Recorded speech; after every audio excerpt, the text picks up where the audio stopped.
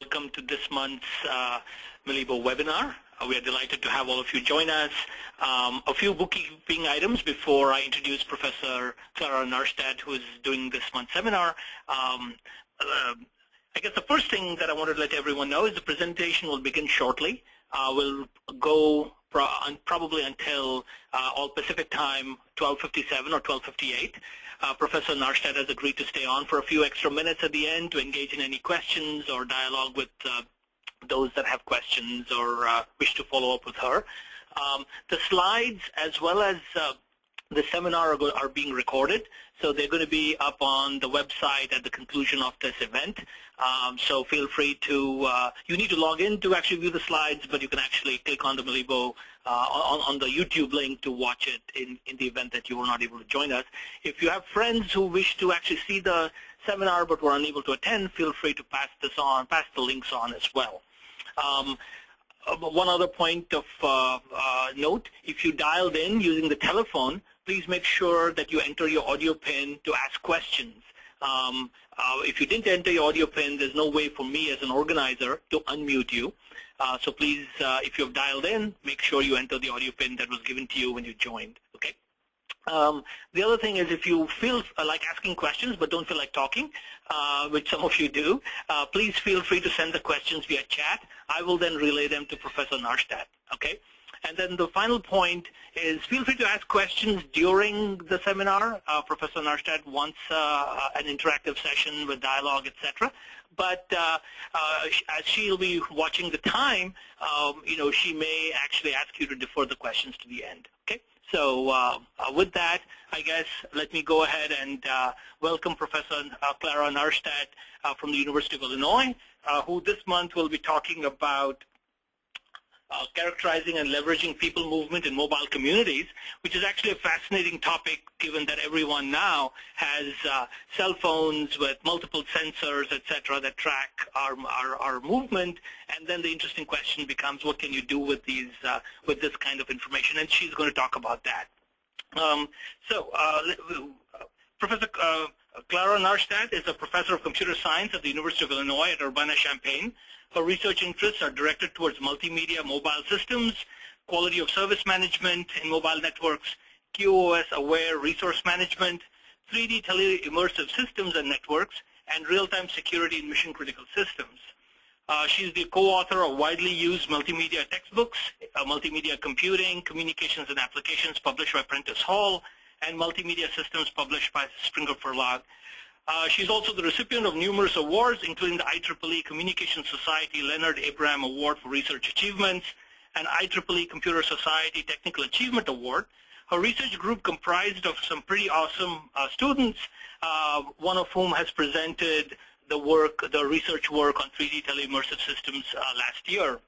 And they have received numerous accolades and best paper awards for their research. Professor Nahrstedt received her diploma in mathematics from Humboldt University in Berlin, Germany, in numerical analysis in 1985. In 1995, she received her PhD from the University of Pennsylvania in the Department of Computer Science and Information. She's a fellow of both ECM and IEEE. With that, I'm going to turn it over to Professor Nahrstedt, and I'm going to unmute everybody. So here goes.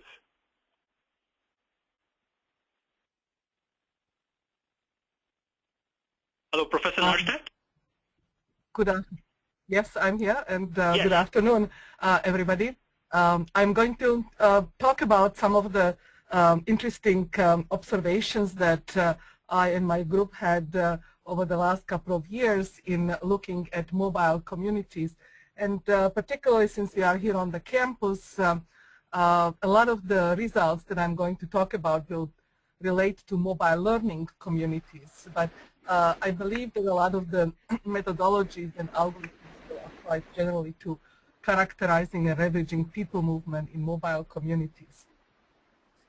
So let me see if I can move the next slide.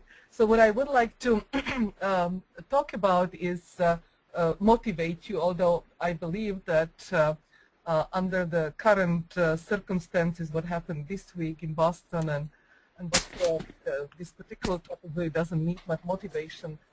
I do want to actually talk about how one can understand how people move, how do we analyze all the data, how do we track people movement, and then really spend time on advantages and disadvantages if we know about people movement.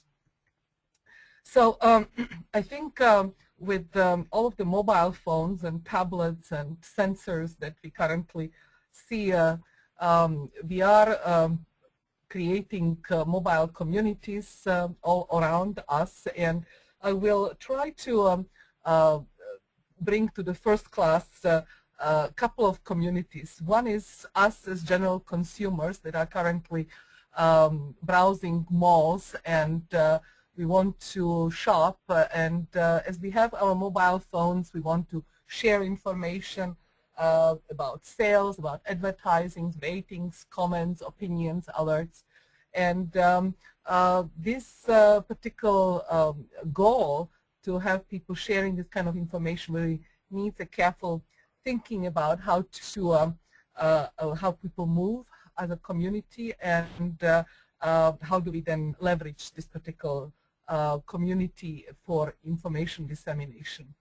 Another very important part of social and mobile communities is students, for example, on campuses when they participate in social events, and there, for example, if you have concerts and people are coming to, or sort of other sports events, you do want to broadcast the various events to the users, or basically see if there are advertisements, if there are alerts, for example, while people are arriving or leaving these particular events. And then a third community that we are currently actually actively working on as mobile communities is mobile communities at the airports, where people move from terminal to terminal. And again, it is important to understand how people move so that one can disseminate information about food courts, about shops, about souvenirs, all about changes in gates, rather than basically having a central place somewhere at the airports.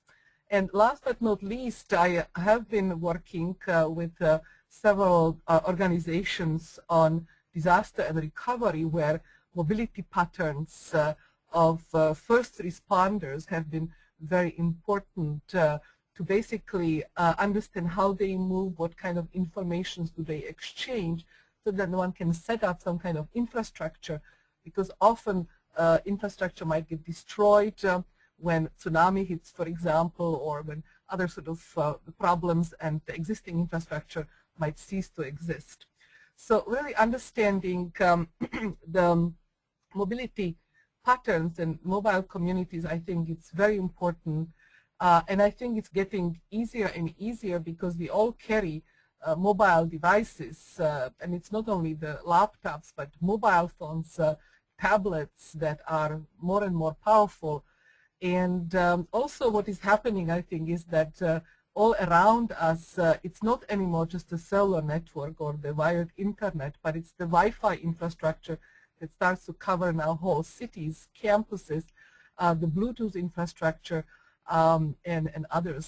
So I think that between the wired and wireless infrastructure, we are truly getting covered and connected all over. So I think really understanding better mobile communities, it's getting easier. But I do, yeah.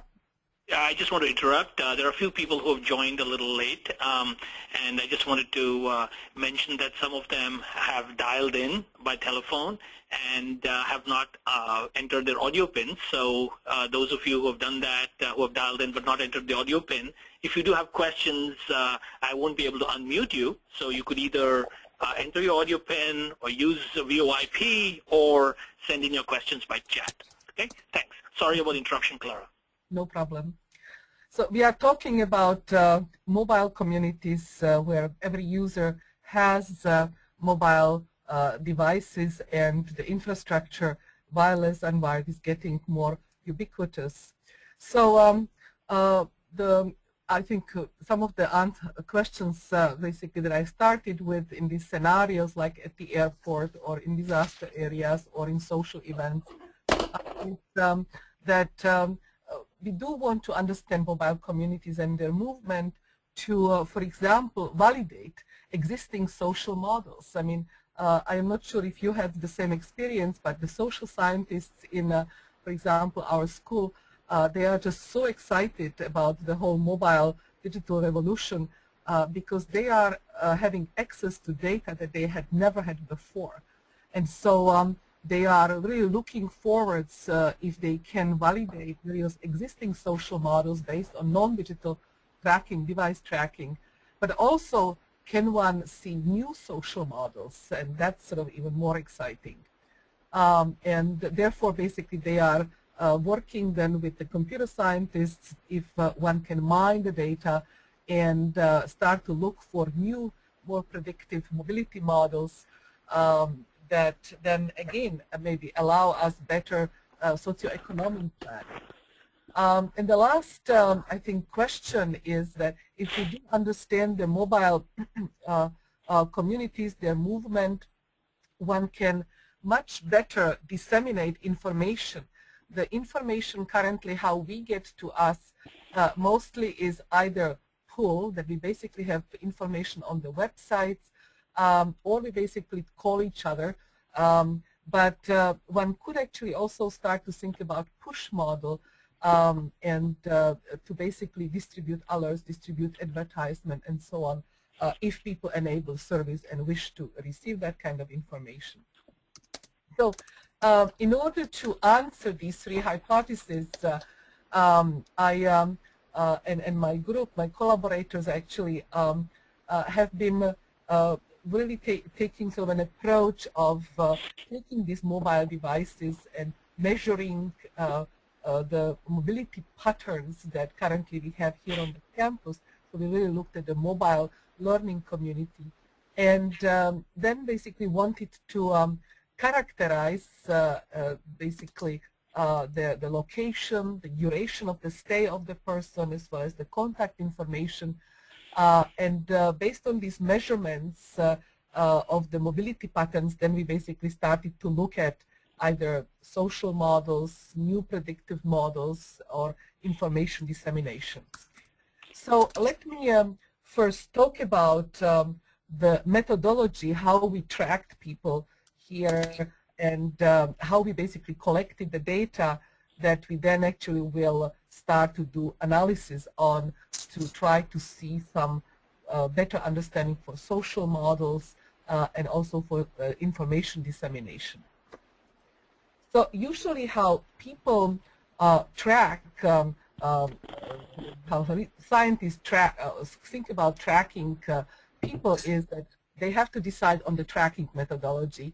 They have to determine tracking parameters, then have tools then to basically collect the tracking measurements, and then basically there is an analysis of the data to sort of make sense out of that pattern. So now I will go through each of those steps that usually, these particular steps are usually very well defined by the social scientists that have been doing tracking of mobility patterns for many, many years. And the social scientists usually would use a tracking method like surveys, questionnaires. People also do in cities, and we have seen it also in Boston, surveillance via video cameras and images and pictures. I think that what is coming currently is that one can start to also think about the mobile phones and their tracking capabilities as a tracking device and method, actually, how to track people. One can monitor the cellular device, the Wi-Fi sort of connectivity, the Bluetooth device connectivity, the sound monitoring, besides basically pictures or videos. And I think many times actually currently people are, in order to understand mobility patterns, particularly of social events or larger scale crowds, they basically combine the tracking methods. So we actually currently are looking at the mobile phones exclusively. This is currently what is going to be the talk about. So when one then decides on the tracking method, one has to decide on the tracking parameters, and we have been very interested in contact parameters, probability that somebody contacts each other, the duration, how long do you stay together, and of course also frequency of contact. One also has to consider, when one analyzes the tracking, as a tracking parameter, number of days that the whole tracking experiment was running. And another very important parameter is the precision of scanning, or the period of scanning, basically accuracy, how often am I currently tracking. This is going to be very important for mobile phones, since they are very energy sensitive, how often one can actually scan. And also the sort of relative entropy or homogeneity of the mobility patterns.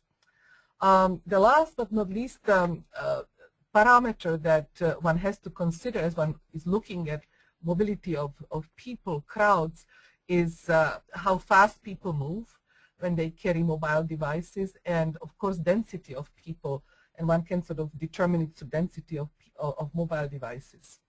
So the tool that we have then built inside of the mobile phone to actually enable us to do the tracking and track actually the tracking parameters was built on Android phones, and we called it sort of University of Illinois monitoring tool. And this particular tool was actually interesting because it measured two important parameters. One parameter was the Bluetooth access information, the MAC address. And with this particular Bluetooth MAC address, we actually could detect who is currently in our very close proximity. So MAC address is actually, the Bluetooth MAC addresses enabled us to also infer then the density of devices around oneself.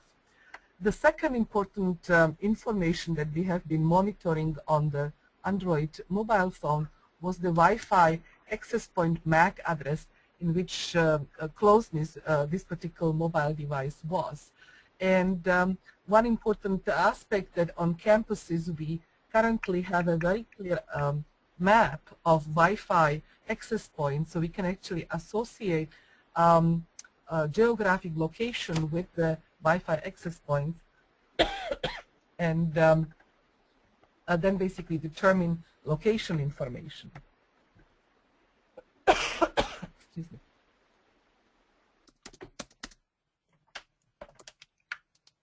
So we have actually through a National Science grant, National Science Foundation grant, we had a really large number of phones, over 100 phones, that we actually distributed to students and staff and faculty, and then actually have been running it through the semester period as well as in the summer.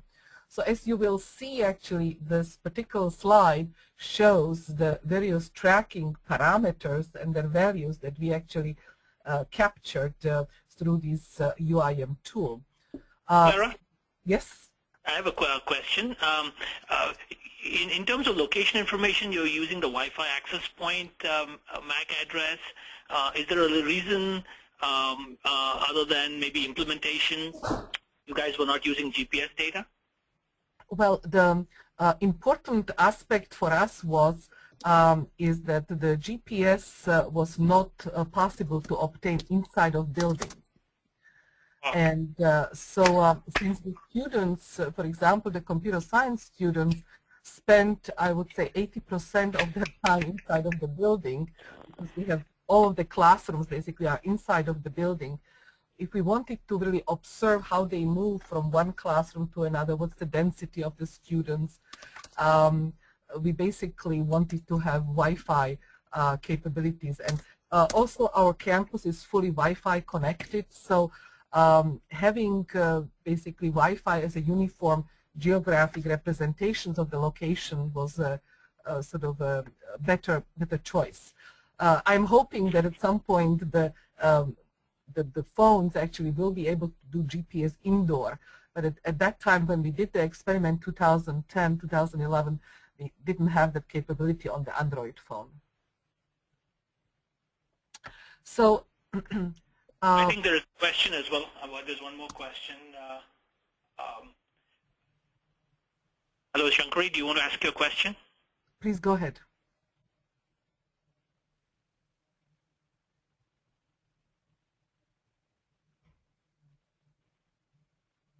Okay.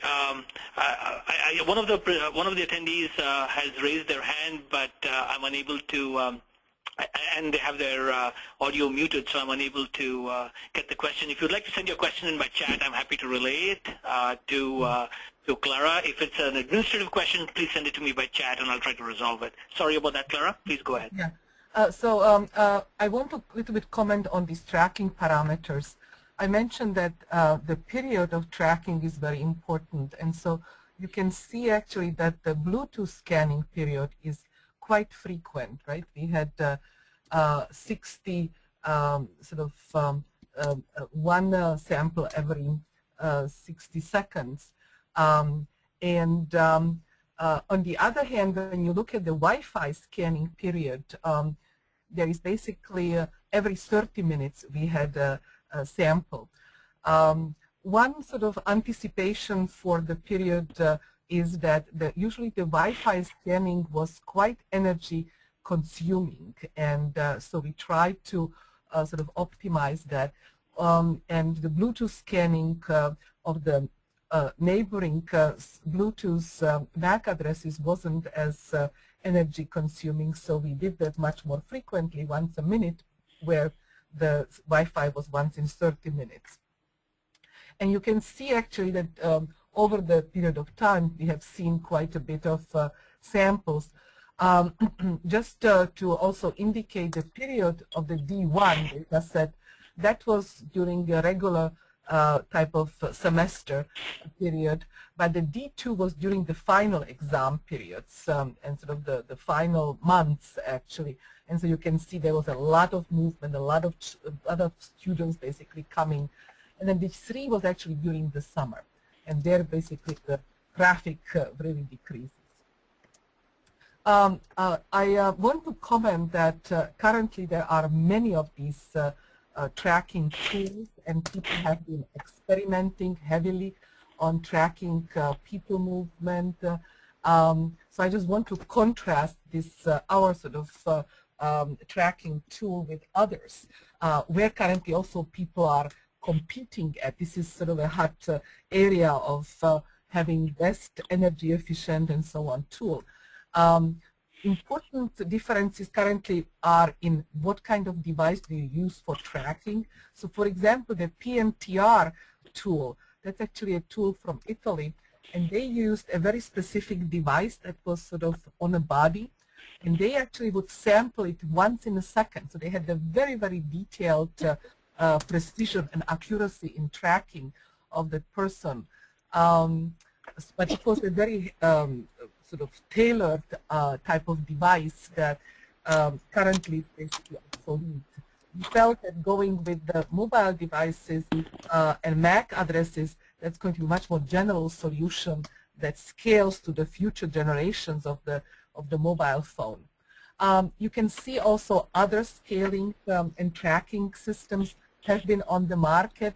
Intel had the iMode tracking system, and there was actually in Cambridge, John Crosscroft has done experiments with iModes, and at the Infocom conference, people used, they basically had iModes on their body, and basically have been, people have been tracking how many people are walking into a session. So there is definitely plenty of research, but as I said, our goal actually with the phone was that it scales better towards the future reapplying of the experiments. You can so I actually have a question. I was the person who tried to raise my hand earlier. So there's been some similar work done by people at AT&T Bell Labs where they used cell phone traces to do, you know, figure out where people were coming in to work from and so on. Can you sort of compare their approach, which is, I guess, more sort of offline analysis, with your approach? Yeah. So currently, I mean, AT&T and many of these cell phone companies are, I am familiar with some of the studies. They are looking at GPS, and it's usually a sort of outdoor monitoring and literally seeing, tracking of people, because particularly it gets very important for many of these companies to know what's the movement of masses so that they put cell towers. What's the density of people? So that's a very good example, actually, where we really need to understand where the crowds happen so that people can put and plan properly where to put high power cellular towers and cover people when they are currently in need of accessing cellular networks and so on. So I think there has been definitely a lot of work on that, and I will a little bit talk about some of the analysis work, but in terms of tracking and measurements that many of the cell phone companies are doing with respect to location are outdoors because of really the need of covering people that are going to work, from work, during social events, outside, and so on. Our goal is actually to look at indoor, and as I mentioned, not the phone's GPS don't work as well on the inside indoors, and so our goal also was that as the students are moving inside of the buildings, we have 1,600 students inside of buildings, and so we currently are looking at ways how to distribute alerts, how to distribute you know, their homeworks, their whatever sort of different, instead of the pull method, to actually do push method and have some distribution infrastructure. But similarly, inside of airports, right, or somewhere you are indoor, we would like to understand how the Wi-Fi and these other networks, in addition to cellular, could be used, and we can use sort of find the mobility. Okay, so I actually had a couple more questions. Do you want to take questions now, or do you want to take them all at the end, or? Maybe we can now put it at the end so that I finish what I want to say. But I'm more than happy to chat afterwards, and very much an interesting topic to me, so I want feedback and discussion. Okay. So, so I think that this particular data that it was already mentioned, as you currently measure them, it's important to characterize them and analyze them. And so from these UIM traces that we have seen, one sort of interesting aspect came out was that people, particularly in these learning communities like universities, move very regularly. And I don't think it's that surprising for us, but we really wanted to validate that. And so you can see on this graph that on the x-axis, if you consider that people have number of regular locations are 2 locations, 3 locations, 4, 5, 6, 7. You can see that most of the participants have 2 locations that are very regular, and that is usually a certain office. So graduate students, they're the graduate office and then the home, right? Those were, or the staff and faculty, right? It's the faculty and it's their home. So so we definitely sort of saw some of these regularity information. We also saw a regularity in contacts, that there have been people mostly would have over a certain time regular contact with at least one person. Either is the colleague next to you at the table, or currently is it your advisor. And then of course there are few students, and those were mostly the undergraduate students that would have, you know, 7, 8, 9, 10, right? They basically go to classes and so on that would pick up much more contact. So the goal is actually to sort of show that these data are, I think, very interesting to analyze. So I want to now go into this whole concept of what kind of benefits did we see in the tracking of people. So I already started to talk about it. We had this hypothesis to validate with this data some existing social models. One sort of interesting socioeconomic model that we came across several years ago was the SCHELLING socioeconomic model. What Thomas Schelling actually has shown in the 60s was that people actually aggregate towards a point of interest in an exponential manner. And so, for example, he would talk about Chinatowns, how quickly basically Chinatowns would grow. Now, he actually talked about years, right? And he would do it through surveys, basically how Chinatowns would grow. And he basically would show this exponential growth. So we were actually curious if we give people mobile phones and will we see a similar type of behavior and validate sort of Schelling behavior on a much, much finer granularity in these current mobile communities. So we basically had a couple of points of interest, if it was a coffee shop or if it was a, we have sort of on the campus a place where students are going to for basketball games. So we basically then started to monitor them, and we called actually these communities sort of the dynamic coalition peer-to-peer networks, and we started to actually observe how they basically moved towards this point of interest. Their point of interest would be, as I said, either the coffee shop or during the break, when they are off the classrooms, or if they basically go towards an event. And so we then basically sort of plotted them, and we could truly see that as people are currently sort of gathering together, the coalition size, the density in some way around the point of interest is also increasing exponentially. So you can basically see here, and we then basically also validated it on various, we took the traces and then put it into some of these Google Maps, and we sort of were curious about sort of different places, if we are seeing from Google Maps actually if people are moving towards point of interest in the mall and so on in a similar exponential way.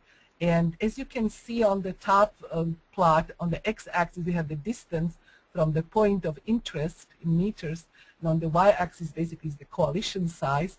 And this was basically a coalition size at the Times Square. We sort of looked through the Google Maps, and the snapshots that the Google Maps take, how many people are where at what time, we basically could really validate the same thing that we observed in our campus, that truly people sort of converge to a particular point of interest in exponential manner. The same way through the Google Maps, we looked at our market mall with the cars, basically how cars, there was a big sale here in Champaign, and again, we basically looked at how quickly people gather and what's the distribution. And it very much followed the Schelling socioeconomic model. So that was sort of interesting to us and also to our social scientists. Now, the next issue is, I think, what one of the researchers pointed out, what the AT&T is doing as well, is to actually take these mobility traces. Once one has these measurements, if it is GPS data, in our case it was the Bluetooth MAC addresses, the Wi-Fi MAC addresses, and then basically one starts to analyze the data, and the question truly would be, what do you want to know out of the data? And we currently wanted actually to understand, A, what is the location of the person, how long does the person stay in that particular location, and whom she will meet, and is a social contact.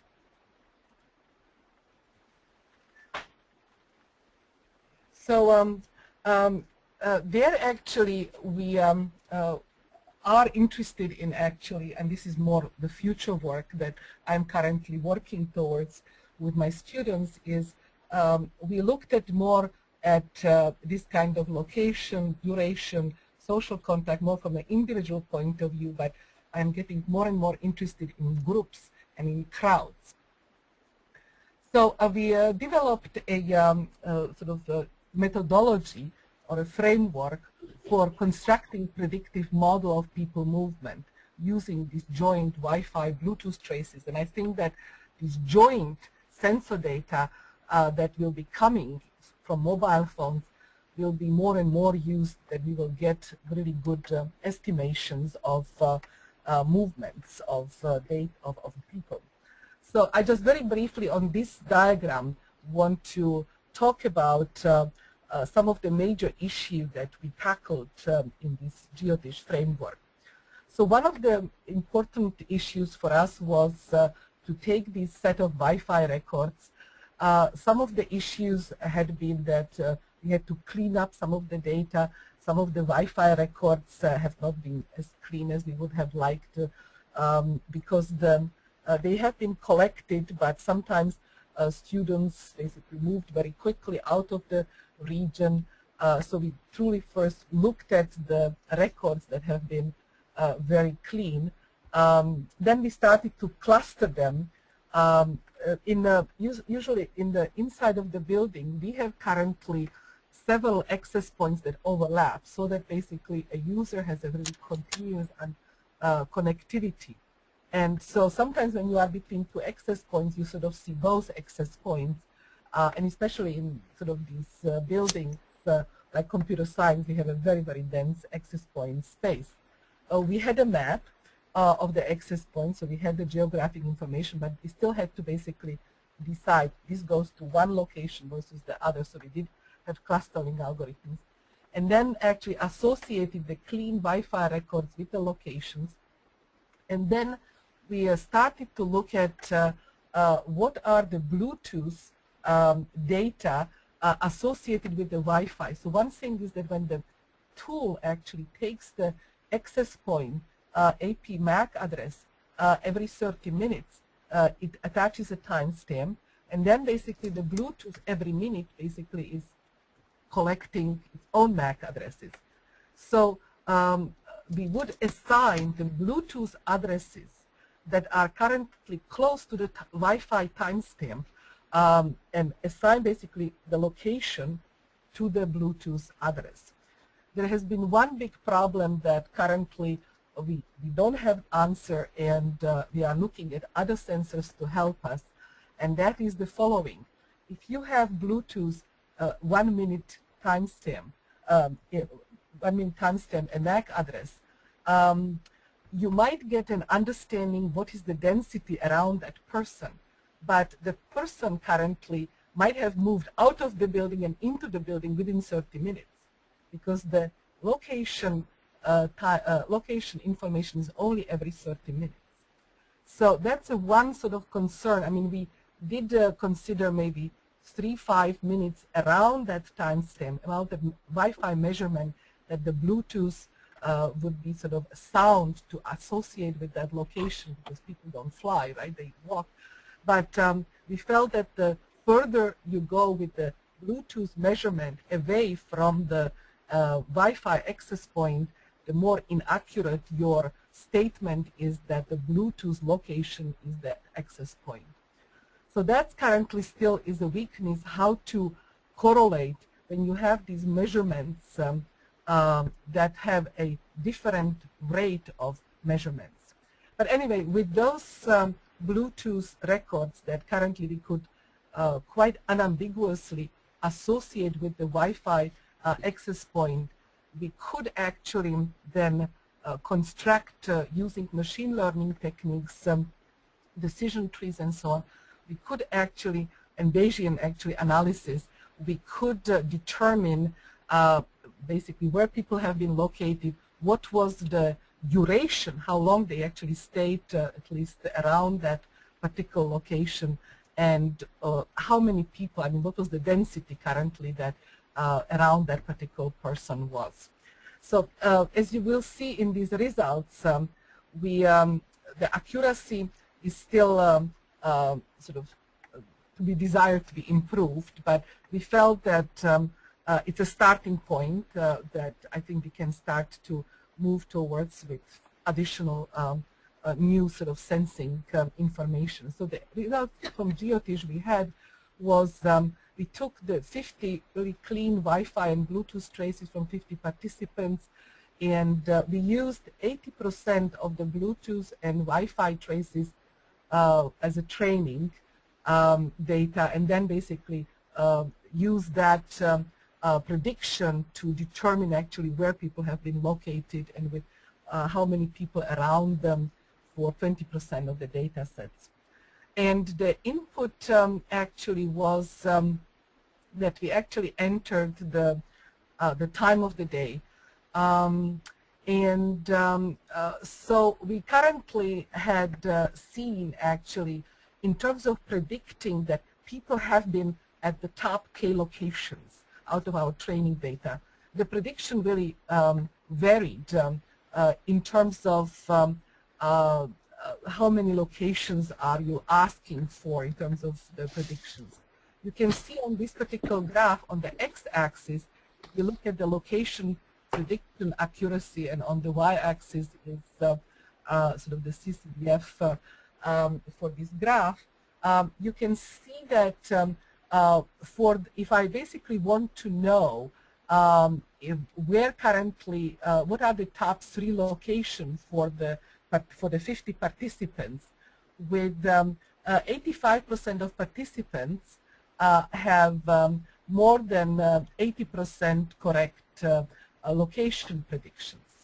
And that's sort of a pretty good. On the other hand, if you basically want to predict where this person was in terms of this particular K equals 1 location, then the particular prediction basically goes down in terms of its accuracy. In terms of predictions, how long a person would stay at a particular location, if you, for example, want to ask the question, how long did the person stay at the location X, we only had, again, lower accuracy in terms of sort of 60% of the participants had more than 65% correct predictions.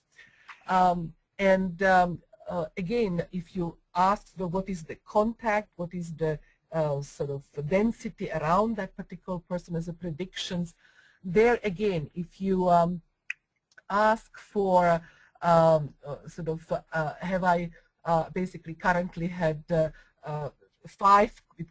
top 5 contacts predictions, then there basically currently you go towards 60% of the participants have 75% correct predictions. But if you currently ask, for example, did that person meet this particular person, which is the red line, of course the prediction is going down and lower. So I do want to stress that it did provide us, I think, a good starting point, but we are currently looking at other sensors that can assist us in further refinement of this accuracy of the prediction. The other issue I want to raise is that if we have information about where people are, and for us currently it was a really important issue, people move regularly, we could actually estimate where currently people aggregate, what would be their density. You can start to think about community-based data routing and forwarding protocols, because then you can actually start to share interests based on these particular groups. And you can leverage this kind of sort of predictive model. So we used the particular sort of model of knowing basically out of the predictions where people aggregate. And the goal then was to maximize the message delivery by preserving sort of message deadline. I mean, if we are sending alerts, if we are sending sort of educationally related messages, they all are time sensitive. I mean, they have to be delivered by certain time. So that was sort of our goal. the messages So, currently. how many pages did you say your thesis was? When I sent it to you, it was 120 pages, Okay, including so everything. Was there a question? Okay, well, so the data model that we have been using was just a simple text or short clips, but short messages with certain delivery deadline. And so what our particular protocol does is it basically looks at the graph of contacts and we basically, because we have very detailed contact graph through the Bluetooth traces, we can actually derive based on certain time intervals who currently has a high probability to meet with. This is based on sort of device to device. Therefore, currently, you can, if you have this kind of information, you can then route the information that, for example, if you want to go from point A to, for example, to point B, then maybe you might want to wait until the slot 3 because there is a very high probability that you actually meet that particular person. So on the other hand, some of the competing approaches are either flooding of the messages, and that's sort of quite expensive, or there is a approach, Prof, that currently does similar sort of a social contact graphs, but it basically does only the probability of contact with a particular person on a very coarse time granularity. And so we basically currently wanted to show that with the refinement of the time granularity, since we do measure and track people more in a refined manner, we can get better content distribution. And so here currently we can see that the delivery ratio, of course, for epidemic flooding approach is a 100%, where currently COMFA is doing better than the Prof because we have much finer granularity, but of course we are not doing as well as Prof as epidemic.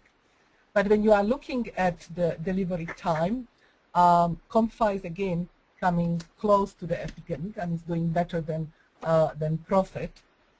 And in terms of overhead, of course, flooding or epidemic approach has a very high overhead, where COMFA basically again comes low on the message overhead.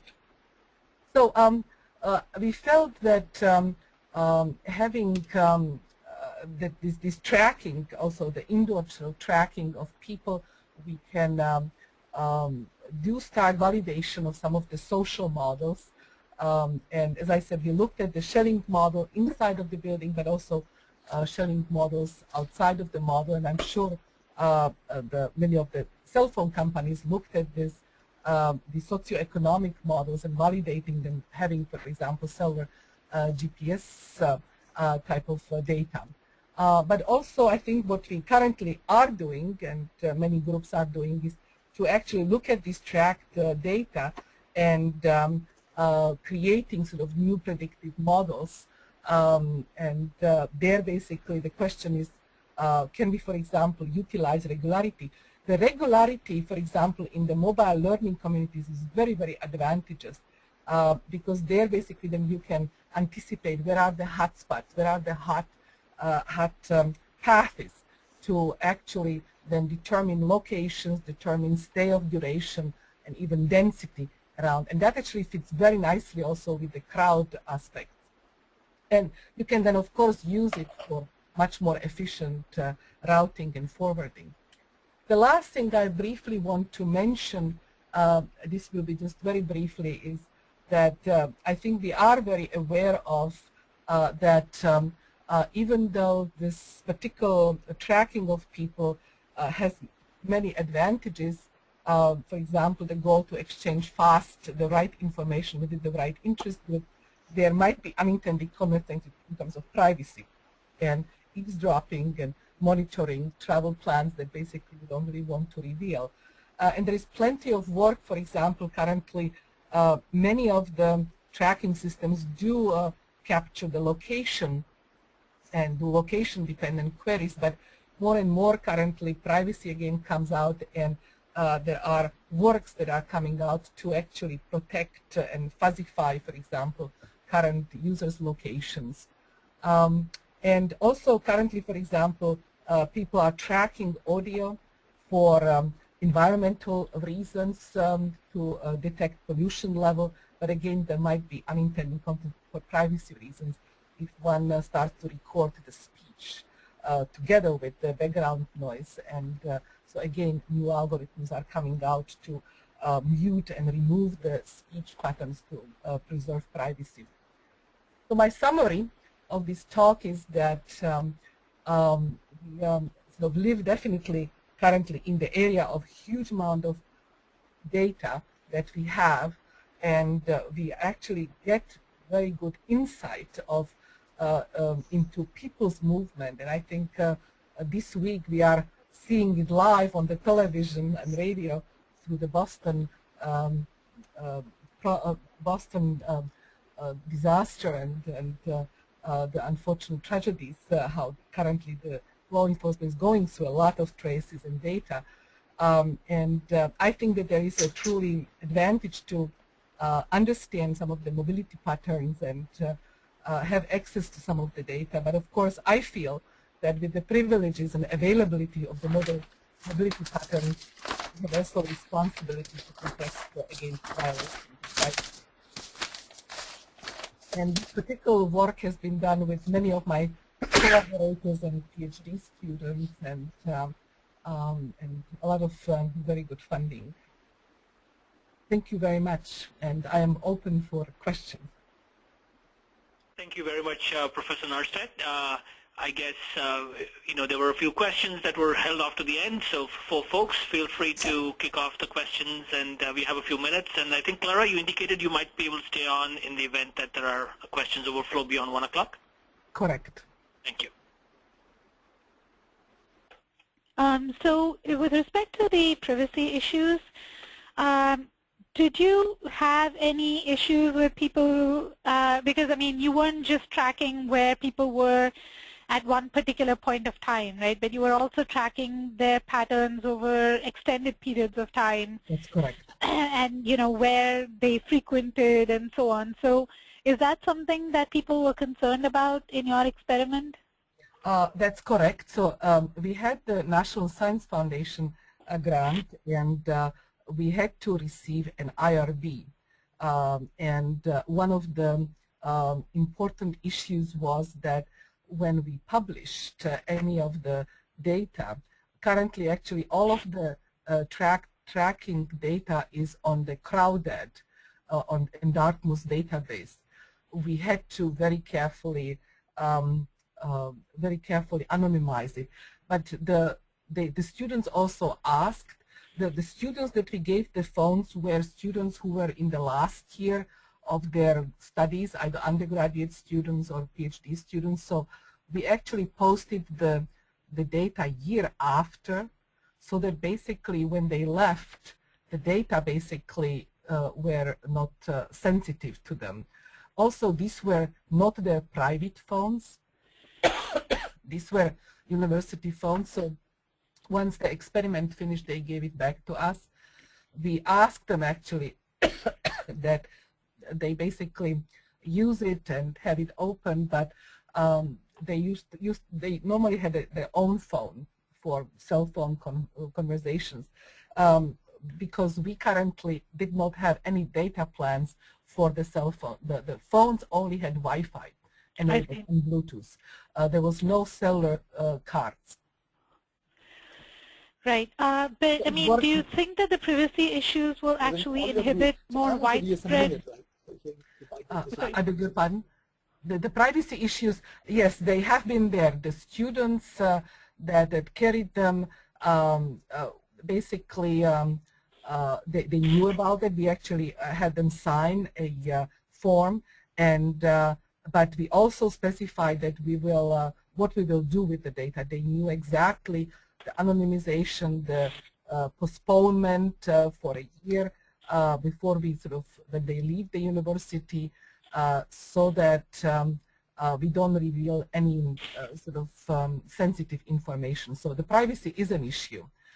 Every time we work with students, we explain to them that for us, for example, of interest is to understand how to disseminate better information, where to, for example, place some displays, where are the hotspots where we can currently maybe provide them with better information and service. So they liked it. They actually really sort of participated in quite enthusiastically in this sort of mobile learning community effort. But privacy is an issue. There is no question about that. There was another question. The other person can ask it, and then I can get back to mine. I have lots of questions. So. I had a question. This is Suresh. All these things assume that the end users have some sort of software installed on their Android or iPhone devices, right? That's a big challenge. For example, you gave very good examples of how this can be really used, like flight delays and everything. But that means that somehow when I go to the airport, I need to download a software that can alert me of it, or I may. I wonder if there is. Have you seen cases where, since the cellular guys know which phones are in that area, to automatically send them out a alert message, because they know there are a bunch of people inside the airport and things are happening in the airport. Because it's very hard to incentivize people to keep downloading software, right? Even to, I have a Groupon thing comes and there is another company that says they'll send me something, ads, but I have to download the CVS thing onto my software. There's so many software. So I was wondering if there's a better way to inform people. Yeah, one sort of, there are maybe few answers to that. One possibility, one issue is, for example, if this particular app is more for the safety. If, for example, one does agree towards having an app, you go to a situation in crowd situations or in event situations that you do for maybe safety reasons or even for benefits, basically download something. But I see that people more and more, if it is for safety reasons, they would download some particular application.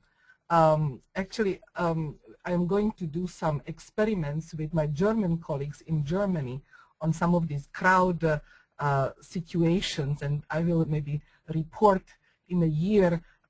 This is a summer experiment that we are going to do with some big events, and are going to see actually if we provide them with applets that would give them a better sense of safety, where currently maybe water is, where currently some sort of other informations are about the event, if we will download it. So that sort of, there are some indications that might be one domain where people would download something. For the airport, that's a very good question.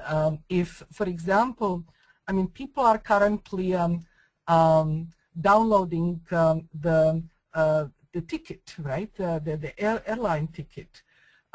So if through some of these airline applications, you basically seamlessly as you download your ticket, you download some applet maybe together that gives you then more information about the airport, again for safety, but maybe for more information. It seems that some applications are more urgent, that really broke the ground, and you can down, like for example the tickets. Now the tickets are not talking to each other, right, among other.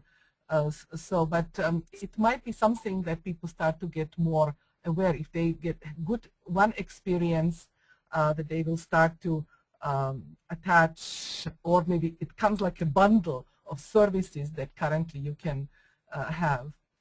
I am also, we actually, when we look at this particular tracking service that we have done, we actually only used 2% of the energy. It was a very efficiently background process that was very carefully designed to wake up and then sleep and so on, as people have been moving, and otherwise if they have been sitting in the class, basically the tool was dormant and not using any energy. So and one of the things, we actually gave the phones with those tools installed.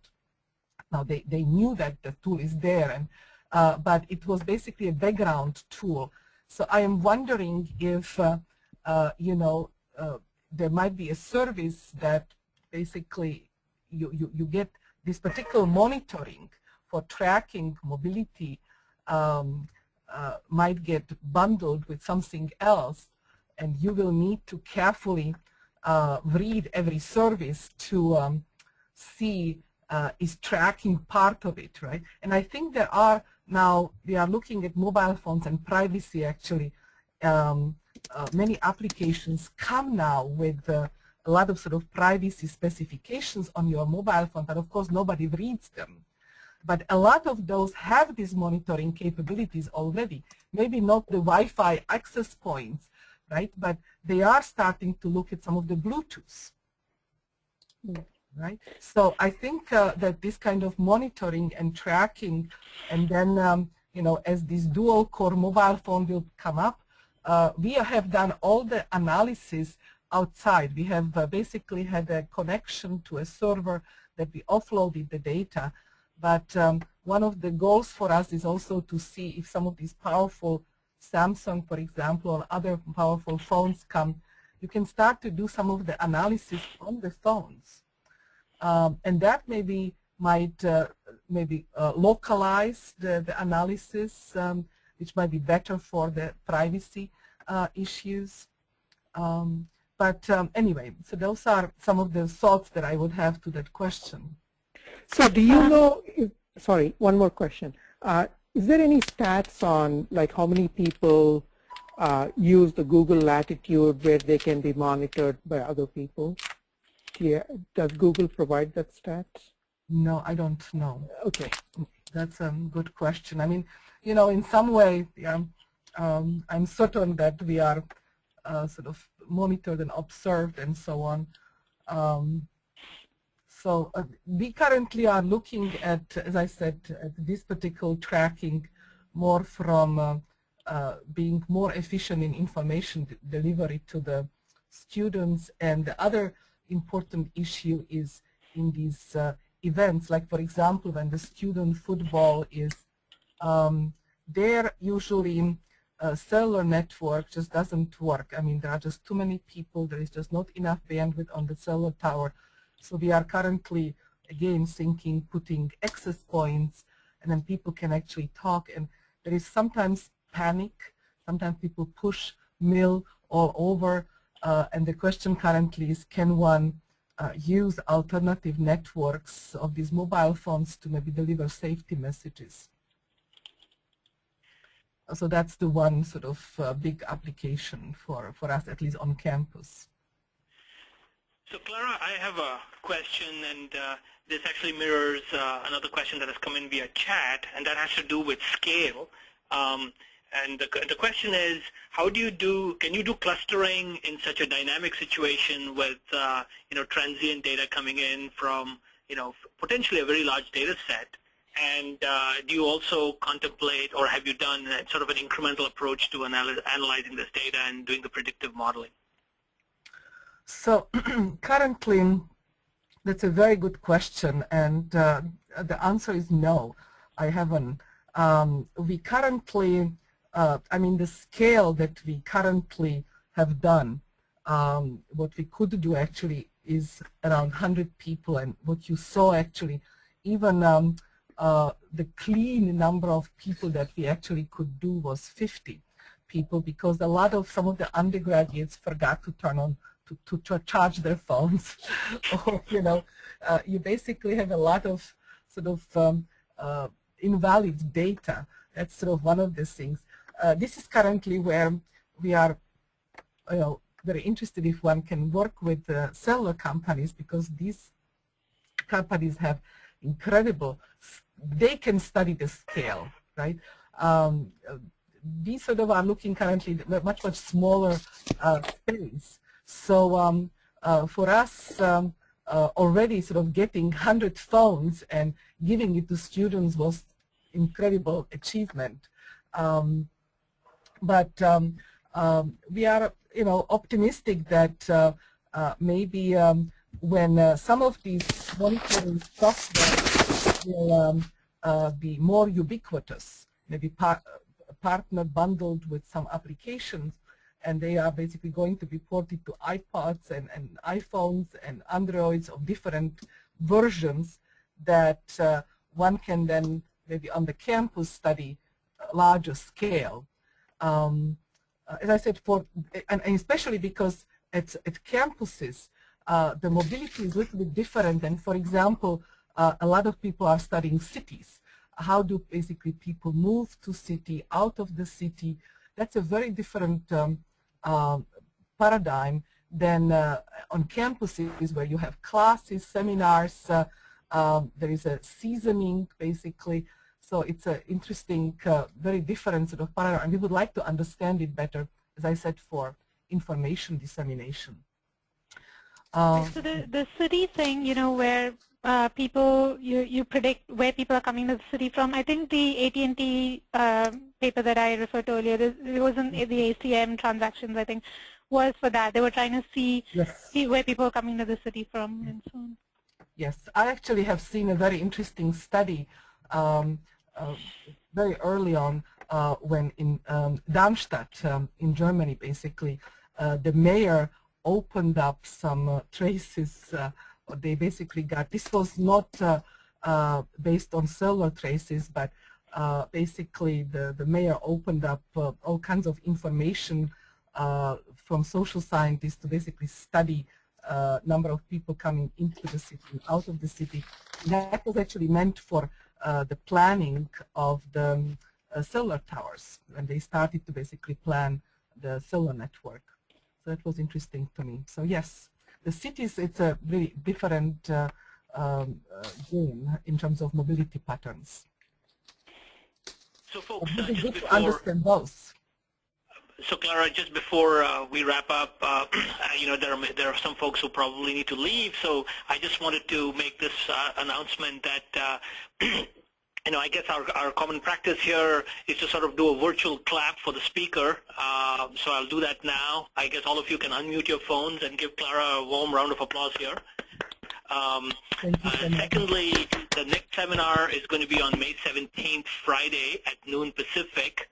The topic is Erasure Codes and Large-Scale Distributed Storage by Professor Alex Demarcus from UT Austin. And I guess what I'm going to do is, for those that still have questions, Klara, are you wrapped up for time, or if people have? No, I can stay on. Okay, if people have a few more questions, I guess we will impose on Klara to help answer those. Go ahead. Any more questions? Yeah, so did you think that your system would actually have wider adoption? Like, you built the system, right? Did you think that maybe other universities might want to use it and so on? Or do you think that it was mainly interesting to show what is possible? I think there are a couple of problems, I think, in this whole mobile phone space. We've built the system, and I built it more for more algorithmic reasons, to actually understand the methodology, how to go about and track the data and analyze them. And the reason with the implementation is that currently these phones are changing every 6 months. So we built it actually for the Android 2.6. Unfortunately, in the Android space 4.2 now, new capabilities came about. Some of the other capabilities closed. Basically, the interfaces are not there anymore. Yeah. So it's truly, we sort of realize in academia that we just don't have the manpower, so we usually prototype something to sort of see is it feasible. But I think what I assume is valuable to the community is mostly the methodology, how one would go about working with this data. But the as I said, for the community, this was part of the National Science Foundation. The data are all available there, and currently actually many people are using the traces and they are building their own analytical tools. We actually we built our own analytical tool actually to analyze and look for group patterns. For example, we wanted to look at also high-level relationship, like who are friends with whom. So we, in addition to that, I haven't talked about it as much. This is currently newer work that we are currently just preparing for publication. But there are basically some interesting aspects. Can you start to see that people are going up for dinner, right? We monitor basically from 8 a.m. until 8 p.m. Then actually the monitoring tool went to sleep.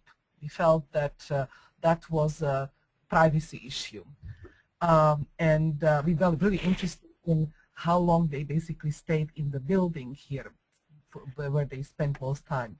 So one can start to look for some paradigms like friends, and that basically we started to infer if you are currently 3 or 4 times a week together with somebody, is it your group lab mate, or is it your sort of roommate, or is it your spouse, or sort of you can start to sort of maybe infer some more high-level abstraction relationships.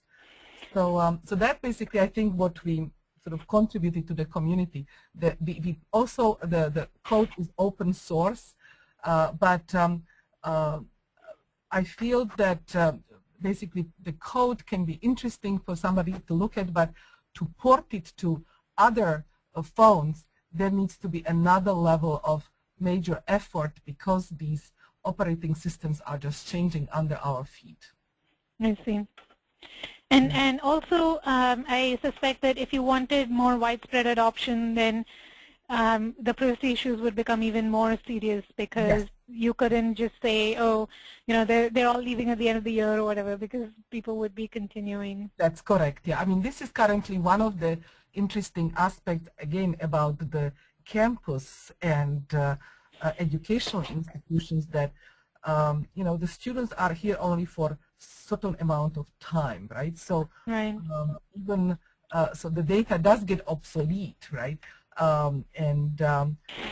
We are truly interested in a sort of anonymous crowd behavior, right? These moving patterns, because we want to know for safety, for fire reasons, for information dissemination, where to put what resources. We are not interested in individual of them, but when you leave it out of the campus, it becomes a big issue. Yeah. Right. And a couple of other questions. So in one, you said that you use the Bluetooth information to figure out the contacts, yes, right? Who is nearby. But I mean, just because somebody is nearby doesn't mean necessarily that they are in contact, right? I mean, so let's say somebody's taking a bus with somebody else. They might not even be talking to them. Excellent question. Yeah, absolutely.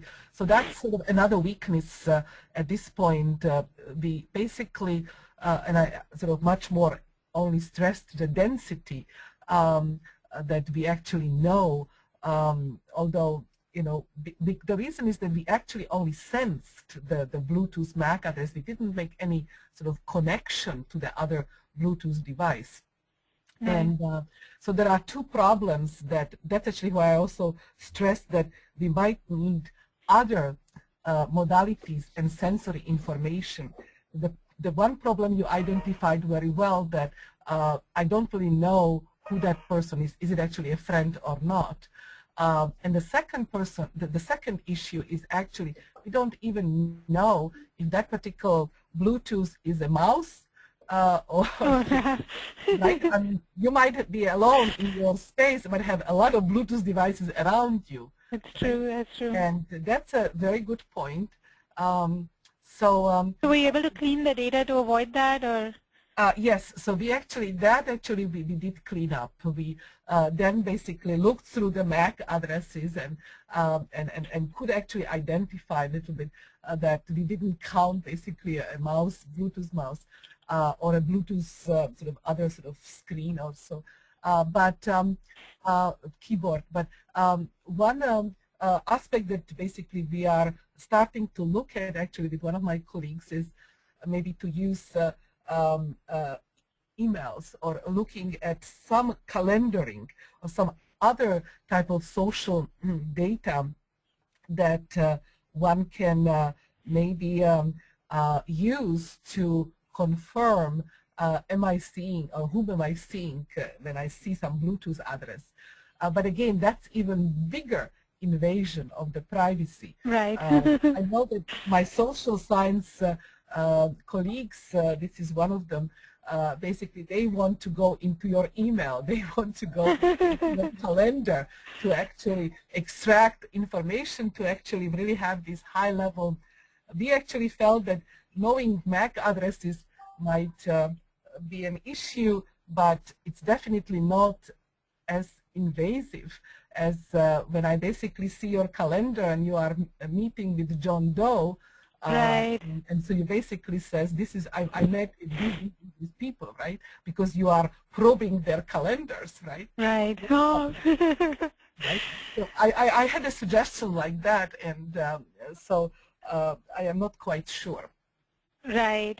Right. But this multimodality, you know, it's, as I said, combining maybe pictures, videos with some of the underlying network information might be the way to go.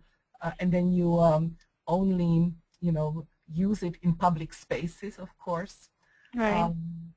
Where there's already not that much of an expectation of privacy. So. That's correct. That's correct. Yeah. Right. Yeah. But I mean, even for the calendar thing, how they'll have to give you access to their entire calendar, That's right? correct. I mean, God, I don't know if I would do that. Yes, exactly. Yeah.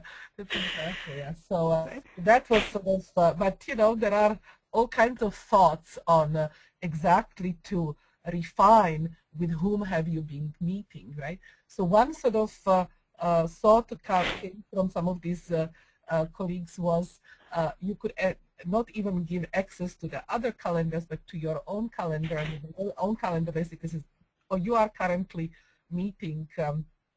But there the argument is, if I'm only looking into my calendar, then I'm basically maybe seeing meeting from 10 to 11, but I'm currently 10 to 11 with somebody else, right? And that's not in my calendar. Right. So, there are all kinds of questions. You know, what other data would you mine to, unless actually you, or share, unless, so there was another sort of interesting aspect would be taking pictures, right? That you currently are sort of with somebody and you take a picture, right? And then there is a picture, there is a Bluetooth, and then you correlate that. Right. So there are all kinds of ideas currently going around. Sort of really do the association of the problem that you identified. Yeah. I do think that with respect to the Wi-Fi, Google already prompts you to turn on Wi-Fi location detection. At least in my version of Android, I'm not an exhaustive survey, obviously, but yeah, they might already have some data too, although I suspect they're not going to share it. So. Yeah, that's one of these big problems for us. That's actually currently where I'm doing some more experiments in Germany. Somehow the access to data and the willingness somehow is to download apps and sort of work with us on the privacy issues is easier because here we currently have very strict privacy laws, and but also getting information to any data from the cell phone companies just very, very hard. They are, and I understand that they basically are very reluctant for privacy reasons. So I think what currently academic institutions are doing trying to run their own experiments. So when we go on the crowded database of Dartmouth, there are some very interesting databases, but one big issue that we cannot somehow test is the scalability of our algorithms. Right, because you only have, I mean, you can always, you know, like duplicate, yeah, but you won't get enough new data points. I mean, you can create random data and try to do things, right, but yeah. if you create random, you're not necessarily going to get the patterns that you want, so that's definitely the challenge. Right. Yes.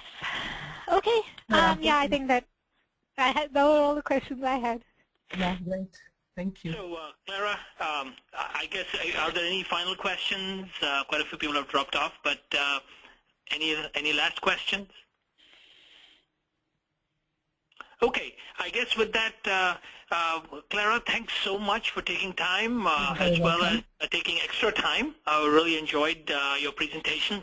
The slides are actually will be uploaded as soon as we are done here, as well as the recording. So, folks, thanks so much for attending. Thanks for Klara again for a great seminar. And for those of you that plan to attend the next one, it'll be on May 17th at noon Pacific. Thank you so much. Thank you. Back. Take care. Bye-bye. Bye.